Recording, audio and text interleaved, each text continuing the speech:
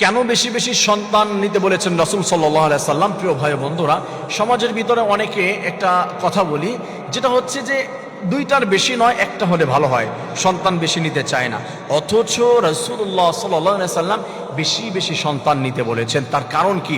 আমরা মনে করি অনেক সময় যে সন্তান বেশি নিলে আমার হচ্ছে বেতন মাত্র 50,000 টাকা, কিভাবে ফ্যামিলি চলবে, দুইটা সন্তান আছে, আরেকটা নিলে কষ্ট হয়ে যাবে, আমার 30,000, আমার 10,000 টাকা, 8,000 টাকা বেতন। এই যে একটা টেন্ডেন্সি আমাদের ভিতরে, আমরা খাটায় সন্তান বেশি নিতে চাই না।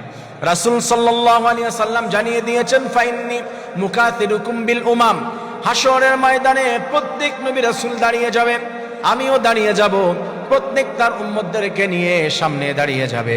তারা সেদিন বলবে যে আল্লাহ, আমার এতগুলি উম্মত, আমার এতগুলি উম্মত, আমি তোমাদেরকে বলি বেশি বেশি সন্তান নাও, কারণ হাশরের ময়দানে আমি রব্বুল আলামিন তোমাদের এতগুলি সন্তান তো আমার উম্মত, আমি আল্লাহর কাছে দাঁড়িয়ে যাব আর বলবো যে আল্লাহ দেখেন আমার কোটি কোটি উম্মত রয়েছে। আমার প্রিয় ভাই বোনেরা, এই জন্য সন্তান আমাদের বেশি হলে আমরা মন খারাপ করব না, সন্তান নিতে আমরা কোনো দ্বিধাবোধ করব না, কারণ আপনাকে যেই রব দিয়েছে সেই রব এখনো রয়েছে এবং রাসূল খুশি হয়ে যাবেন। এবং আপনারা যদি এই বিষয়টি মানার চেষ্টা করেন, যাদের সন্তান বেশি হয় এদের কোনোদিন লস হয় না।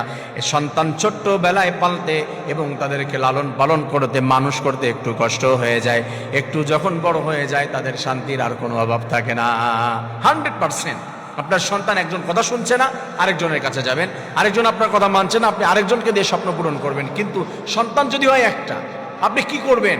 যে দুইটা, একজন মনে করেন দুইটা আল্লাহ মেয়ে দিল, বাবার বাড়ি শ্বশুর বাড়ি চলে গেল, বা একটা সন্তান আপনার একটাই ছেলে বা একটাই মেয়ে, কথা শুনছে না, কি করবেন আপনি?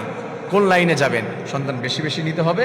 রাসূল এটাই বলেছে, আমি অহংকার করব, আমি গর্ব করব হাশরের ময়দানে যে আমার উম্মত বেশি।